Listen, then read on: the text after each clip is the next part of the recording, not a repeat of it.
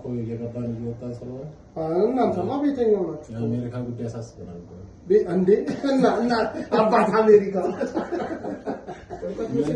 አባት አሜሪካ ተከለከለው የሚለው ከነጎዲያ እሑድ ሰኞና ማክሰኞ 11 ዛሬ እኮ ቀን ሸገር ነገር 7 ነው።